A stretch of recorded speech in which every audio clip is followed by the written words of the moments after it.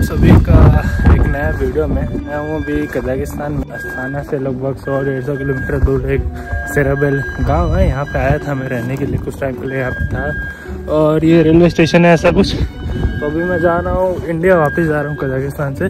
तो अभी मैं यहाँ से, मेरा ट्रेन जो है आने वाला है, आ ही गया बल्कि, ये सामने है जो मेरा ट्रेन आ रहा है। और मैं यहाँ से जा रहा हूँ अलमाटी से मेरा फ़्लाइट है। तो ट्रेन जो है लगभग मान लो कि 12-14 घंटे का ट्रेन है। अभी यहाँ से इस टाइम में निकलूँगा मैं। अभी जो टाइम हो रहा है लगभग मान लो 2 बज रहा है और कल पहुँचेगा 11 बजे तक। तो ट्रेन जो है काफ़ी लंबा है और पहुँचता हूँ, ट्रेन एक बार दिखाया था अंदर से कैसा है, और फिर अलमाटी से निकलूँगा तो वो भी इसी में ऐड करके वीडियो बता दूँगा, ठीक है। ऐसा कुछ रेलवे स्टेशन है, एक बार देख लो, बर्फ़ ही बर्फ़ है चारों।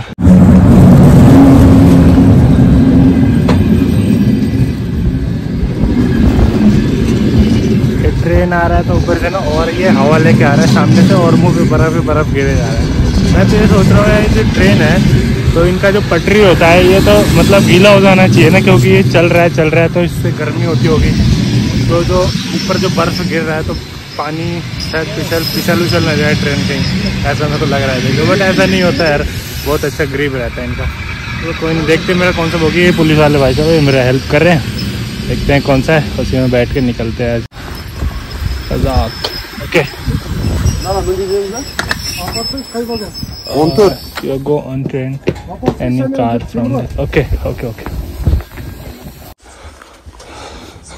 ऐसा है भाई कुछ इनका ट्रेन, नॉर्मल सा साइड, ऐसा ही सेम ट्रेन जो था मंगोलिया में भी था, एक बार देखा था मैंने। और ऐसा ही सेम टू सेम कजाकिस्तान में भी है। मेरे को ऐसे जाना पड़ रहा है ना, क्योंकि मैं जिस बोगी में चढ़ा था वो वाला बोगी मेरा था नहीं। तो ऐसा ही मैं कंपार्टमेंट टू कंपार्टमेंट सारा जा रहा हूँ। गेट भी बंद करना पड़ेगा क्या, इतना छोटा जगह और इसमें फंस रखा हूँ मैं, क्योंकि बैग जो है चारों ओर से घेर रखा है मेरे को। तो ऐसे जा रहा हूँ मैं, एक बंद कर रहा हूँ तो एक से निकल रहा हूँ, बड़ा मुश्किल है। दूसरे में आ गया। तो फाइनली भाई आगे पता नहीं कौन से कंपार्टमेंट में चढ़ा था मैं, और ये जो मेरे को बिल्कुल पीछे से लेकर आगे तक आना पड़ा। 14 नंबर कंपार्टमेंट है ये, यहाँ पे आ गया मैं। अब मेरी सीट पे कोई बैठा भी नहीं है, सारा जो है खाली पड़ा है। मेरा ये ऊपर वाला सीट है, ये वाला। ऐसा कुछ रहता है ट्रेन इनका, देखो जो है साफ़ सफाई सही है, काफ़ी सही है। और ये बेड वेड भी मिला है बैठने के लिए। और यहाँ पर मैंने सामान अपने रख दिया, और ऊपर रहता है सामान वामान रखने के लिए। बाकी यार मैं सोच रहा हूँ सामान ऊपर वहाँ पे जगह है रखने के लिए, बट ऊपर रखने के बजाय ना मैं यहाँ रख देता हूँ। पर ये नीचे ना, यहाँ पे एक ये ऐसा कुछ लगा हुआ है, पता नहीं क्या है ये, और इतना सा जगह है दोनों साइड। तो मैं सोच रहा हूँ पता नहीं रखूँ कैसे रखूँ, इसको ऊपर उठाना पड़ेगा, काफ़ी भारी है और इसमें थक जाऊँगा मैं। तो क्रंची के नीचे रख देता हूँ, कैसे भी जगह तो आ जाएगा। और इस वाले बैग को फिर ऊपर रख दूँगा, नहीं तो इस वाले बैग को इस साइड रख दूँगा। चलो देखता हूँ, करके देखता हूँ एक बार।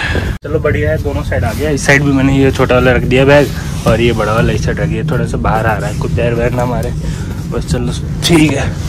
और अब जो है ये जो है सब में मिलता है, ये जो रहता है कवर रहता है कि तकिए पे कवर लगाने के लिए, और इस पर कवर लगाने के लिए, और एक टॉवल मिलता है जो कि पर्सनल यूज़ के लिए होता है। तो ये लगा लेता हूँ, फिर मैं जाता हूँ, रेस्ट करता हूँ। कल है 11 बजे तक है, तो काफ़ी लंबा ट्रेन है यार। ये देखो किसी ने बहुत बुरी हरकत कर रखी है, यहाँ देख रहे हो, किसी ने च्युइंगम लगा रखा है यहाँ पर। क्या इंसान है, कौन इंसान है वो, जानवर है वो रहने वाला मेरे को लगता है। तो कोई नहीं, इसको हटाता हूँ मैं। पन्नी है ना, पन्नी कैसे, ये है पन्नी, इसको फाड़ूंगा, फाड़ के और इसको ऐसे उखाड़ दूंगा, कहीं मेरे शरीर में ना लग जाए इसकी वजह से। चलो इनका सामान है तो इन्हीं को मुबारक, ऊपर फेंक दिया मैंने और मेरा साफ़ हो गया भाई।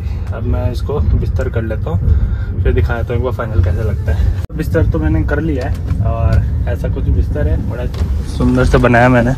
एक ये है चादर जो इसके इस गद्दे के ऊपर लगा के ऐसे रखा हुआ है, और एक इसके ऊपर था तकिया के ऊपर लगाने के लिए, और एक और है एक्स्ट्रा ओढ़ने के लिए अगर ठंड वंड हो। वैसे ठंड वंड रहता नहीं है, क्योंकि ये जो नीचे लगा रहता है ये हीटर होता है। तो ये जो कंपार्टमेंट है, अगर मैं इसको ऐसे बंद कर दूँगा, जो कि मेरे को आता ही नहीं है, तो ये जो है कहाँ से बंद होता है, तो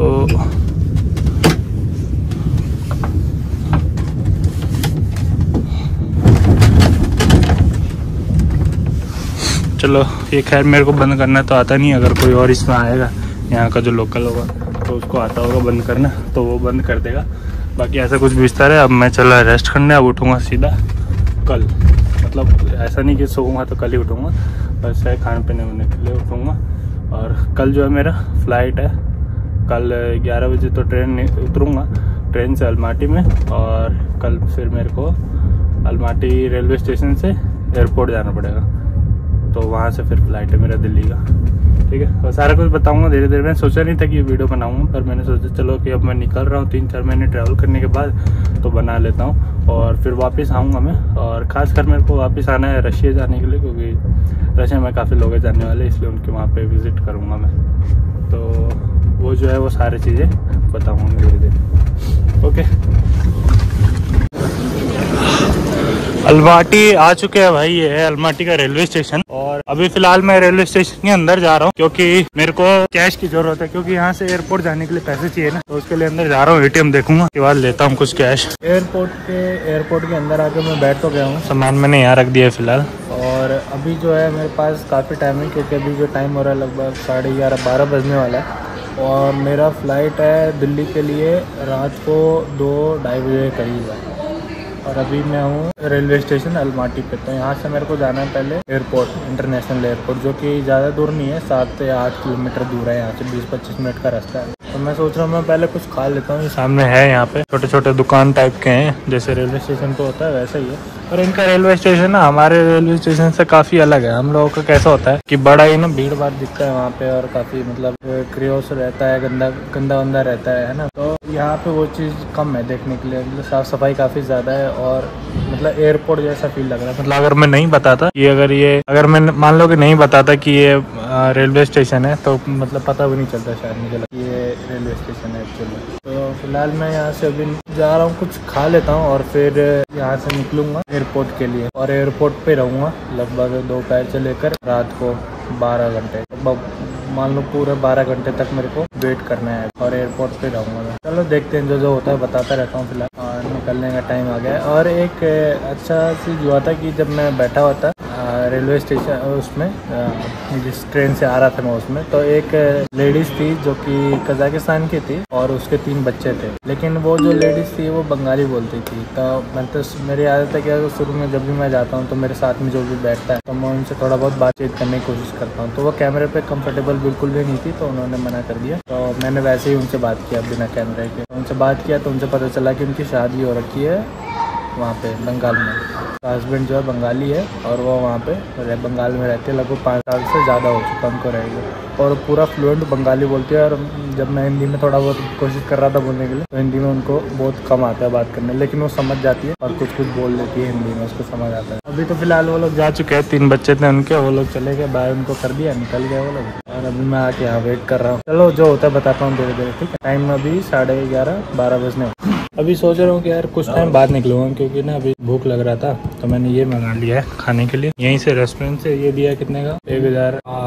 1800 कजाकिस्तान करेंसी का। तो 1800 कितने होते हैं? 1800 होते हैं 350 के करीब, 320 के करीब होते हैं अपने INR में। एक तो समझाना इनको इतना ज़्यादा मुश्किल होता है ना, समझाने की कोशिश करें इनको समझ ही नहीं आता है। वो चलो इनकी गलती नहीं हो तो लैंग्वेज बैरियर है, वो तो चलो अच्छा है, लेकिन बहुत मुश्किल हो जाता है कई बार ना, बहुत मुश्किल हो जाता है। बोल बोल के थक जाते हैं, लेकिन कोई समझता ही नहीं है, गुस्सा और आ जाता है ऊपर से।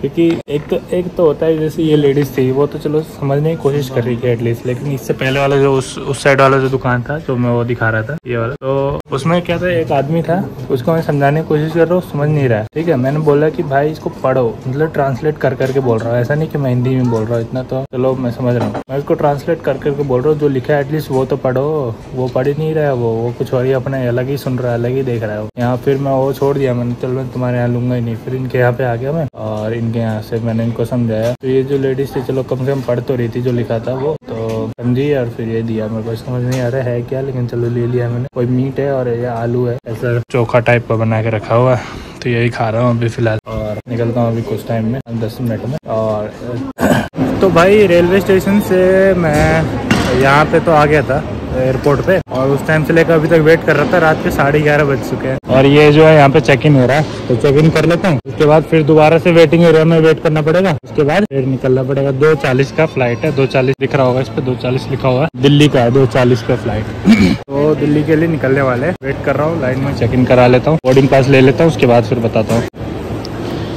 लाइन में लग चुके हैं भाई, बोर्डिंग पास मिल चुका है। बस एक यार दिक्कत आ गया था मेरे में कि मैंने ऋषभ सिंह लिख दिया इस बार मैंने गलती से। वैसे तो हर बार मैं बस ऋषभ ही लिख देता हूँ, क्योंकि मेरे पासपोर्ट पे सिंगल नाम है, सरनेम नहीं है ना, तो सरनेम मेरा ब्लैंक रहता है। तो मैं हर बार तो ऋषभ ही लिखता हूँ, पर इस बार मैंने गलती से ऋषभ सिंह लिख दिया था पूरा उस पर फ्लाइट बुकिंग पे। तो वो थोड़ा बहुत बोल रहा था वो, लेकिन चलो इंडिगो वाले जो थे वो भैया कजाकिस्तान वाले, वो इंडियन थे, उन्होंने बोला कि चलो मैं ट्राई करता हूँ, तो उन्होंने करवा दिया। फिर अब ऋषभ सिंह इस पर लिखा हुआ है, चलो कोई दिक्कत नहीं है, वैसे उन्होंने बोला हो जाएगा। चलो हो रहा है, अब बोर्डिंग हो रहा है, अब यहीं से निकलने वाले बस। वैसे फ्लाइट जो है लगभग 3.5 घंटे का फ्लाइट है, लेकिन 2 बजे यहाँ से 2:40 पे फ्लाइट निकलने वाला है।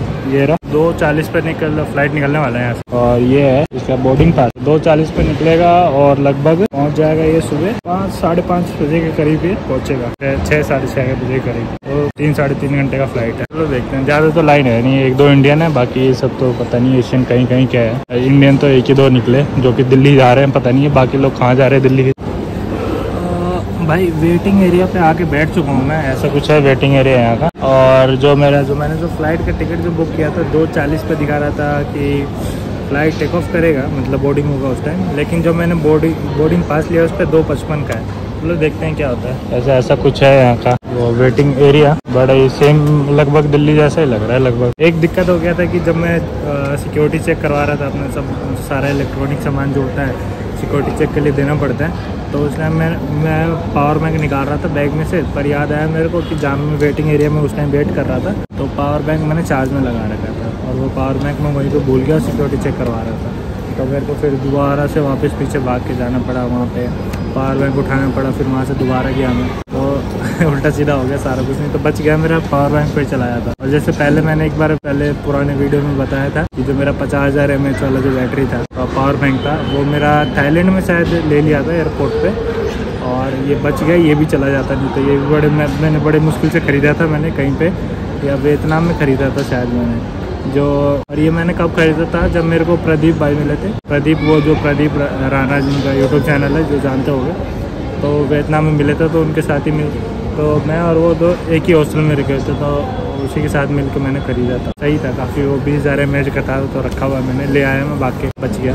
चलो वेट कर रहे हैं अभी, यहाँ से बोर्डिंग है 3 या 5 जो लिखा हुआ है, ये 3-5 काउंटर नंबर, तो यहीं से मेरा 3 नंबर से यहीं से बोर्डिंग होने वाला है। ठीक है भाई, मैं शाम से वेट कर रहा था और उस टाइम गिनती के 2-4 ही इंडियन दिखे थे, बट अभी जो है पूरे में इंडियन भर गए।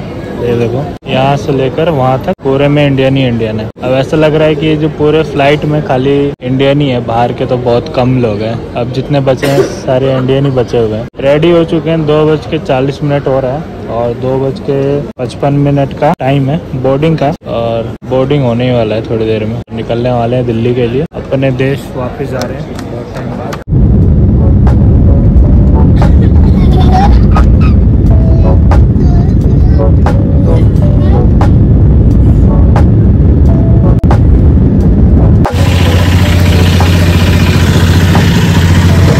पहुंच गए भाई लोग दिल्ली, इसी एरोप्लेन से आए थे। दोनों साइड पहली बार उतरने वाला देखा, दोनों साइड से उतर रहे हैं, और ये सामने है, तो इसी बस में बैठ के जाएंगे। एक तो बस भर गया, दूसरा बस आ रहा है उधर है।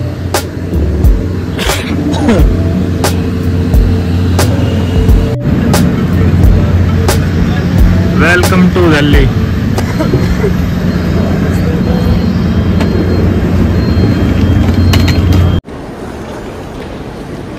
सारे वीडियोस में ये देख के पता चलता है कि भाई से लोग ना इंदिरा गांधी एयरपोर्ट पे आ चुके हैं। तो ये रहा भाई इंडियन एयरपोर्ट पे आ चुके, और इंडियन पासपोर्ट के लिए इस साइड जोन है, जाना है बस बैगेज कलेक्ट करना है।